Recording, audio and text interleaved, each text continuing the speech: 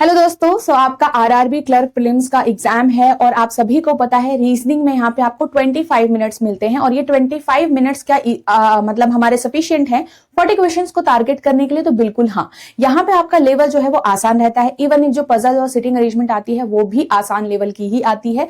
तो ये आप टारगेट कर सकते हो और हर एक टाइप ऑफ पजल क्या आप सॉल्व कर सकते हो एग्जाम में, बिल्कुल।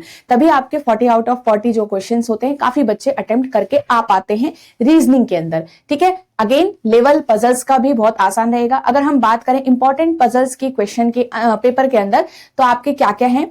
First floor based puzzle, second floor plus flat based puzzle, third month based puzzle, fourth month plus date based puzzle, fifth इसमें आ जाएगा वीक बेस्ड पजल, सिक्स्थ आ जाएगा बॉक्स बेस्ड पजल। तो इन सभी पजल्स के सबसे हाईएस्ट चांसेस होंगे। अगर मैं और बोलूं कि और कुछ आप प्रैक्टिस कर सकते हो साथ के साथ, ईयर बेस्ड कर लेना एक और एक सिलेक्शन बेस्ड कर लेना।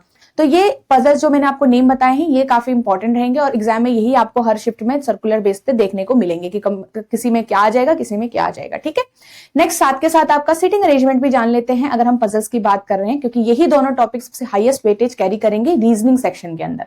सर्कुलर बेस्ड आपका आ जाएगा, इनसाइड फेसिंग ज्यादातर आता है, आउटसाइड पे आ रहा है तो सारे के सारे आउटसाइड आएगा। सिमिलरली ऐसे लीनियर रो अरेंजमेंट आ जाएगी, नॉर्थ फेसिंग ज्यादातर आ जाता है। ठीक है, याद रखिएगा पजल्स और सिटिंग अरेंजमेंट आरआरबी क्लर्क के पेपर में वेरिएबल के बिना आने के चांसेस ज्यादा होते हैं। तो यहाँ पे आप बिना किसी नर्वस होके आप आराम से सॉल्व भी कर सकते हैं, आसान आपका लेवल है। ठीक है, एक सर्कुलर हो गया, लीनियर हो गया और आपका एक और हो गया uncertain number of persons in linear row. तो ये तीन के चांसेस सबसे ज्यादा होते हैं। और अगर आप और प्रैक्टिस यहाँ पे करना चाहते हैं तो स्क्वायर बेस्ड की कर सकते हैं और पैरेलल रो अरेंजमेंट की कर सकते हैं। तो ये दोनों ही मैंने आपको यहाँ पे बता दिया कि जो जो इंपॉर्टेंट क्वेश्चंस इन दोनों ही टॉपिक से आपके बन सकते हैं एग्जाम के अंदर। अगेन आपको जो अभी प्रिपरेशन करनी है, आपको जो प्रैक्टिस करनी है वो नॉर्मल लेवल ही करिएगा, मॉडरेट हायर लेवल की क्वेश्चंस की प्रैक्टिस मत करिएगा यहाँ पे, क्योंकि फायदा नहीं होगा, क्योंकि आपकी स्पीड नहीं बनेगी। ठीक है, तो स्पीड बनाने की कोशिश करो। काफी लोगों का 6th को, 7th को एंड 13th को भी एग्जाम होगा, तो इस हिसाब से अपनी प्रिपरेशन को यहाँ पे रिवीजन को जारी रखिएगा। So all the best everyone,